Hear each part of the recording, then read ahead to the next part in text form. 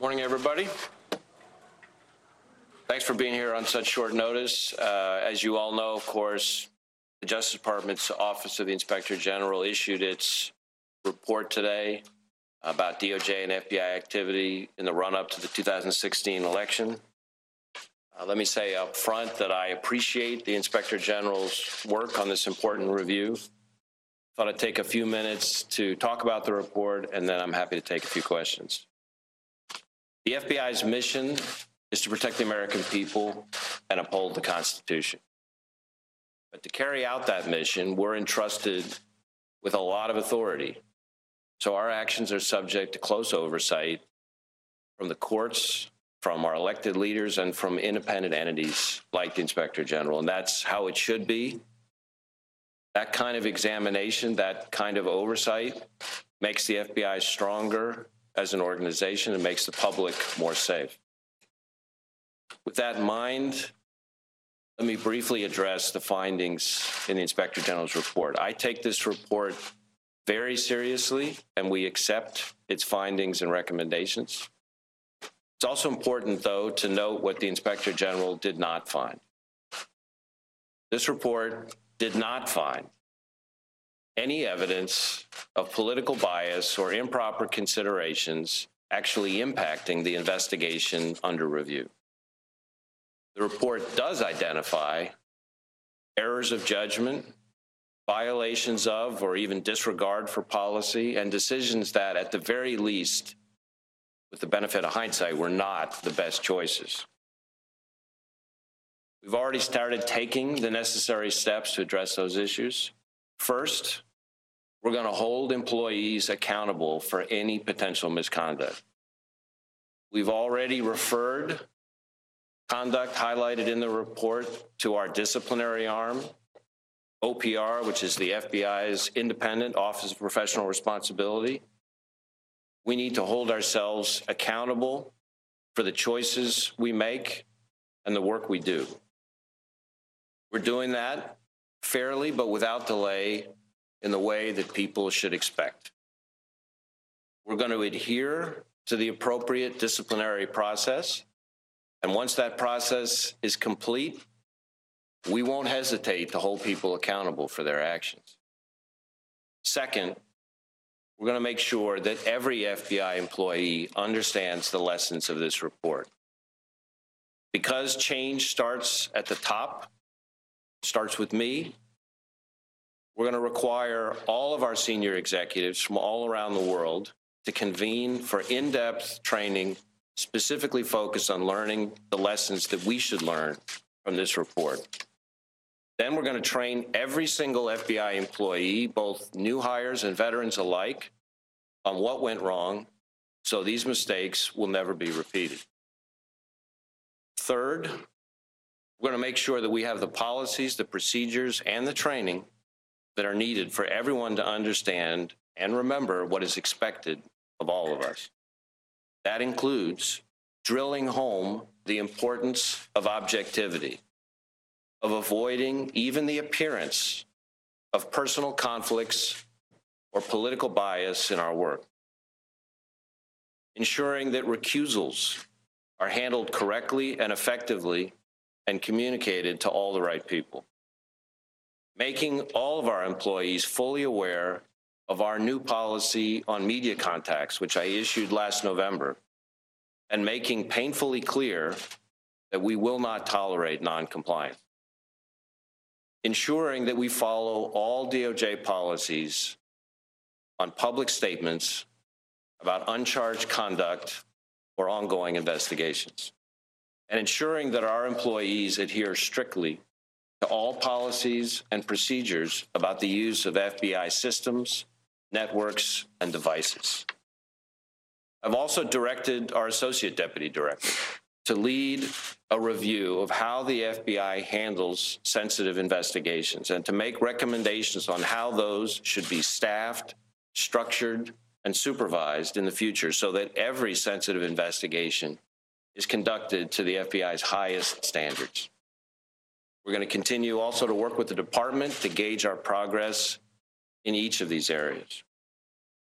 The OIG report makes clear that we've got some work to do. But let's also be clear on the scope of this report. It's focused on a specific set of events back in 2016 and a small number of FBI employees connected to those events. Nothing in this report impugns the integrity of our workforce as a whole or the FBI as an institution. As I said earlier, fair and independent scrutiny is welcome, and appropriate accountability is crucial. We're going to learn from this report, and we're going to be better and stronger as a result. But I also want to be crystal clear about the FBI that I get to see. In the past 10 months, I've been able to visit over 30 of our FBI field offices around the country and a whole bunch of our LEGAT offices overseas. I've visited with folks from every FBI division at headquarters, and in office after office, meeting after meeting, I see extraordinary people doing extraordinary work.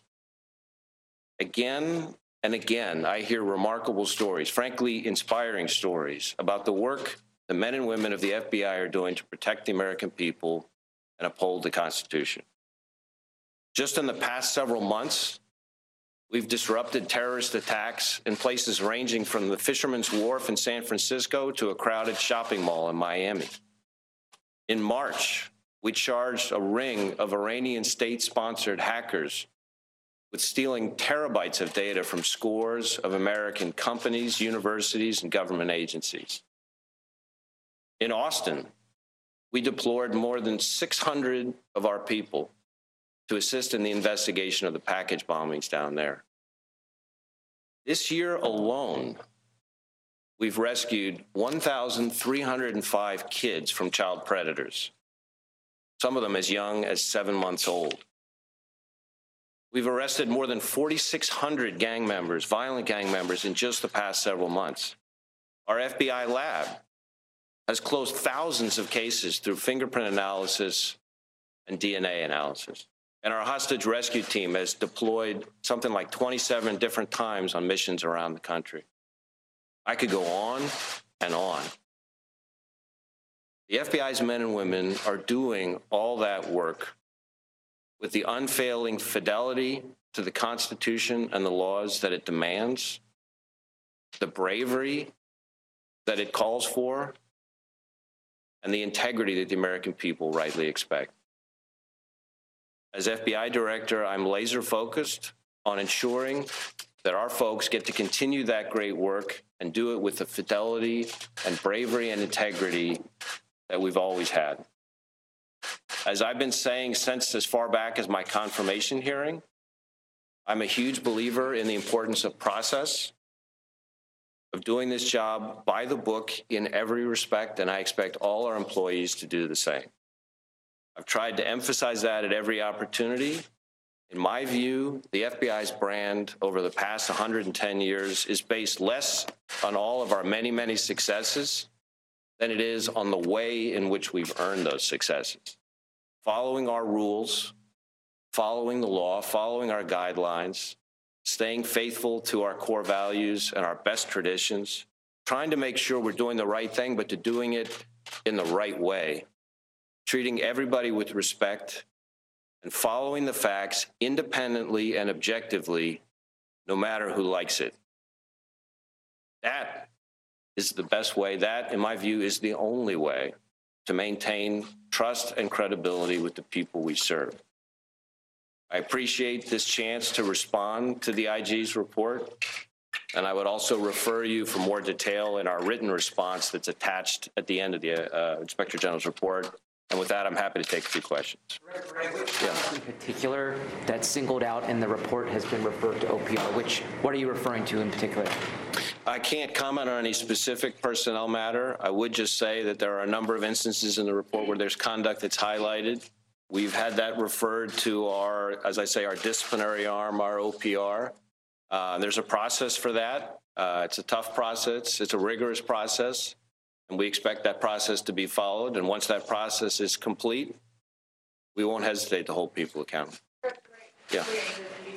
Just to follow on that, I know you can't talk about the specific conduct, but here it does say that Director Comey, Lisa Page, and Peter Strzok all use personal email accounts, but only Peter Strzok is being referred for an investigation to see if that's in violation of policies. Is that investigation ongoing, and are there any individuals besides Peter Strzok who are being investigated internally?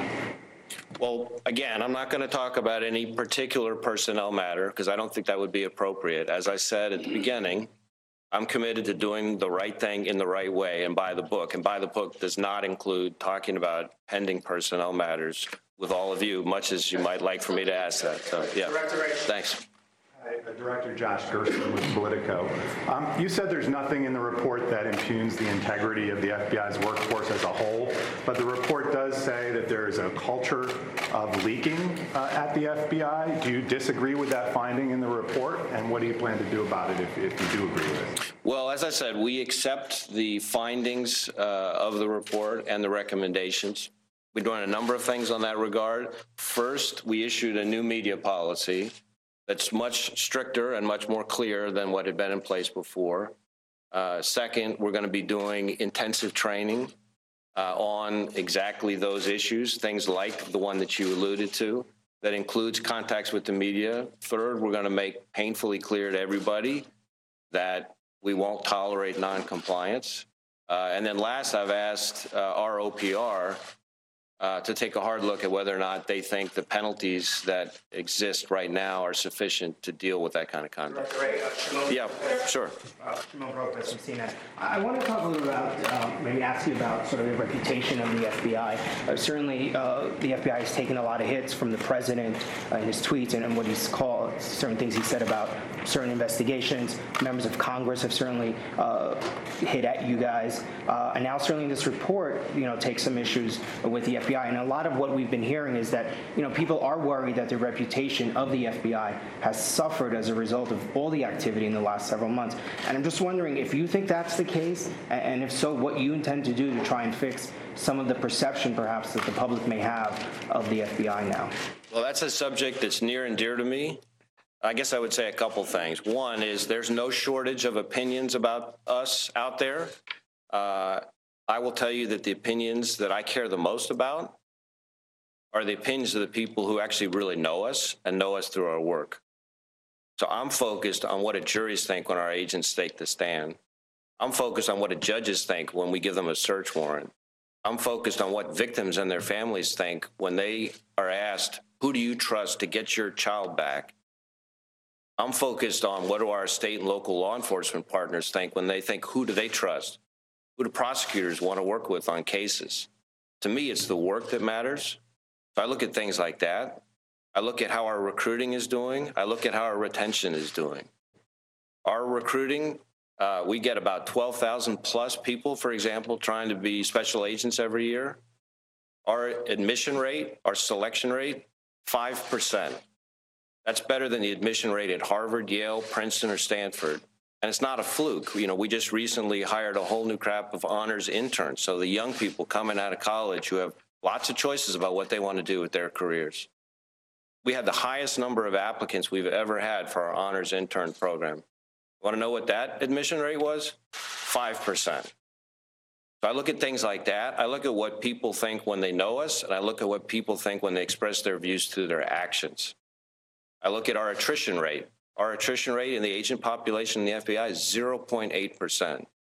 So in my view, the views that matter, the opinions that matter are the views of the people who know us through our work. And when I go around the country and around the world and I talk to our partners and I talk to the victims and I talk to the people who know us, our brand's doing just fine there.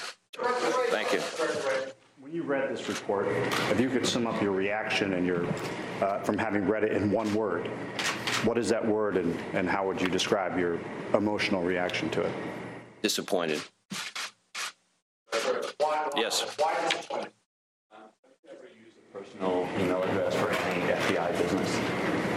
Not that I can think of. Chris Sherman, Bloomberg News. Some people are going to use this report to criticize the Mueller investigation because Strzok worked on both investigations. What assurances can you give that the Mueller investigation has integrity and credibility? And also, some people are already criticizing you for making mistakes by sharing documents with Congress, investigative documents. And so how do you respond to criticism that you might be making mistakes right now by sharing investigative material with Congress? Well, I think on the first point, I'm not going to speak for the Office of Special Counsel. I would note that there are a number of things that we've done, both in terms of referring people to OPR, but also in terms of reassigning people to try to ensure that we're bringing the right kind of integrity to staffing in all sensitive investigations. As to the congressional question, my view is we have an obligation to be responsive to legitimate congressional oversight. That's part of our job. As I said at the beginning, we are entrusted with enormous power, and so we should expect we're going to get tough questions, and we need to be responsive and cooperate with that. But we also have an obligation to protect sources and methods and not to compromise ongoing criminal investigations and to adhere to things like grand jury secrecy and things like that. And so the challenge is, how do we make sure we do both? We're committed to trying to do both. And I think we've struck the right balance so far. Are you correct? Yes, sir. Jeff Hayes with CBS News, specifically about the president's criticism of the FBI. He has, over the last year or so, attacked the credibility of the FBI. Do you think this DOJ IG report now validates his criticism? Well, again, I'm not going to comment on any other person's opinions, no matter where they're communicated. What I am going to do is talk about the opinions that I think matter. The opinions to me that matter are the opinions of the people that are relevant to our work day in, day out, all across this country. We have 37,000 FBI employees, agents, analysts, and staff, and scores of task force officers that work with them. And every day, all around this country and around the world, those people are having to make important decisions that protect lives. The opinions of the people that they have to engage with on that work, those are the opinions that matter to me. That's what I'm focused on. As far as the report goes, there's some sobering lessons in there, and we're going to learn those lessons, and we're going to act on those lessons, and that's the way the FBI has always handled these things in the past, and that's what made the FBI stronger over the last 110 years. Yeah. Members of Congress are acting in good faith in their oversight efforts, given that that the FBI has disagreed with some of the characterizations of meetings and various things that have come out? I think Congress has a job to do, and we have a job to do. And together, we're trying to work through the various issues that are presented by the tensions between congressional oversight and, as I said earlier, protection of sources, methods, tradecraft, ongoing investigations, and things like that. We're committed to trying to work through those things with Congress. Yes. One more question. Yes. I know you don't want to identify the people who are involved or have been referred to OPR, but can you tell us how many have been referred to OPR as a result of this report? I can't. That's not a topic I can comment on. I really want to be careful. I know why you're asking the question, and I respect that, but it's really important to me to make sure that we don't compound the mistakes that are found in this report by deviating from our process. And so I think it's very important that we respect the appropriate process, that it be done right, as I said earlier, by the book. And once that process is complete, we will not hesitate to hold people accountable. Director, you said there's sobering lessons in this report. What are the lessons? The lessons are the importance, number one, the importance of trying to make sure that we avoid even the appearance of bias in all of our work, that objectivity and the appearance of objectivity matters.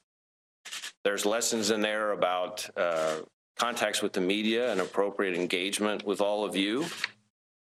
There's lessons in there about the appropriate uses of devices. There's a number of things, and the IG has a number of, I think, 9 recommendations at the end, and I think those are the lessons that we're trying to learn from this report. And we take it very seriously, and we accept the findings and the recommendations. Thank you, everyone. Thank you. Well, there you have it. The FBI Director Christopher Wray saying, really kind of wrapping it up, saying we need to avoid even the appearance of bias. He would not name names or give specifics, but he did come out and say multiple times the FBI has got some work to do, and they are now implementing brand new guidelines, how FBI agents deal with media contacts. There will be agency-wide training for every person in the FBI, and as he said many times, they are committed to doing the right thing in the right way. That's the FBI Director Christopher Wray about a 20-minute news conference. Coverage continues now on Fox News Channel, on cable and satellite, and of course more on your local news on this Fox station. I'm Trace Gallagher, Fox News.